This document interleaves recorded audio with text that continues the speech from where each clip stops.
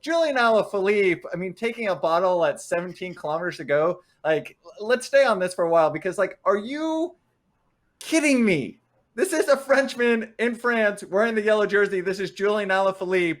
You're going to penalize him over taking a bottle on a day that wasn't even a bike race? Like, this was a group ride across France with an epic city limit sprint at the end. Yeah, I honestly I'm impressed by the Tour de France. I did not think that they would ever make a decision like this against a French general classification contender, especially one who is currently sitting in the lead of the Tour de France. Yeah, let's just break this down because this is hugely consequential for Julian Alaphilippe. He is a rider who puts himself in the yellow jersey, puts himself in these strong positions by racing really aggressively and going after these little handfuls of seconds. We saw him stage 2 getting the bonus seconds on the climb before the finish, and then again getting the finish bonus seconds. That's what got him this time gap, which put him into the yellow jersey. So these are just like little incremental gains, 3 seconds here, 5 seconds there, that he works incredibly hard to accrue. And then when you just take away 15 seconds like that in one stage, that could be the end of the yellow jersey run for Alaphilippe this year. It is a really big call. Yeah, no, I think Gregor had a good point that on the big summit finish against the top riders yesterday, Alaphilippe did not have the legs to really even stay on Roglic's wheel. So whether or not he's going to be able to get this time back are pretty doubtful. And I'm surprised that you're siding with the race commissaires here.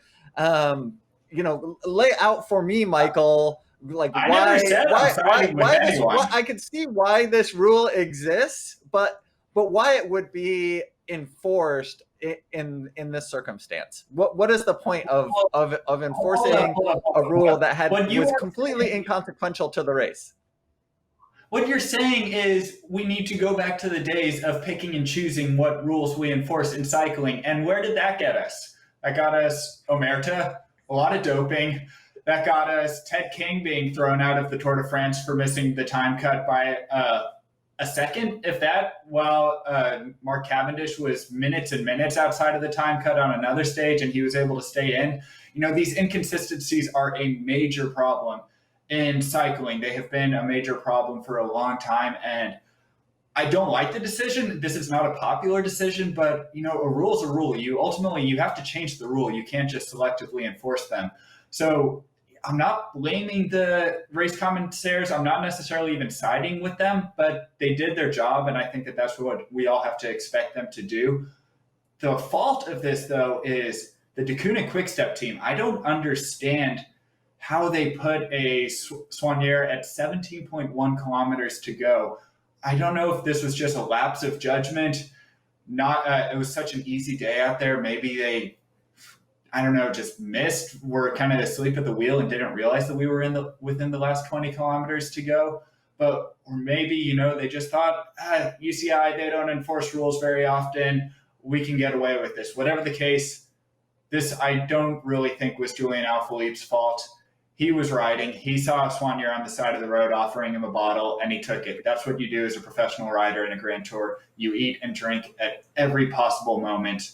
So it's an unfortunate situation, not siding with anyone, not really blaming anyone except for whoever made the call, park the Soigneur at that particular point in the road. Yeah, a completely egregious error on the part of the Deceuninck Quick-Step team. And you're absolutely right. If Julian Alaphilippe should be mad at anybody, it should certainly be his own team for putting a Soigneur in a place where he could be issued a time penalty. I'm going to finish off the conversation on this, and I'm sure we'll be talking about this for the next couple of days, as it's certainly going to impact the race. But the punishment does not fit the crime. I mean, this is a situation where the UCI loves to pad its checkbook with these fines in Swiss francs.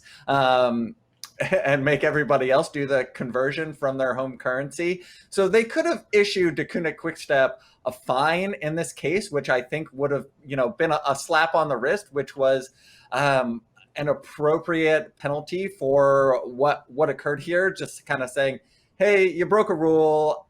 I know it didn't affect the outcome of the race, but rules are meant to be here for a reason, and we're going to enforce this. The time penalty is just completely ridiculous in my opinion.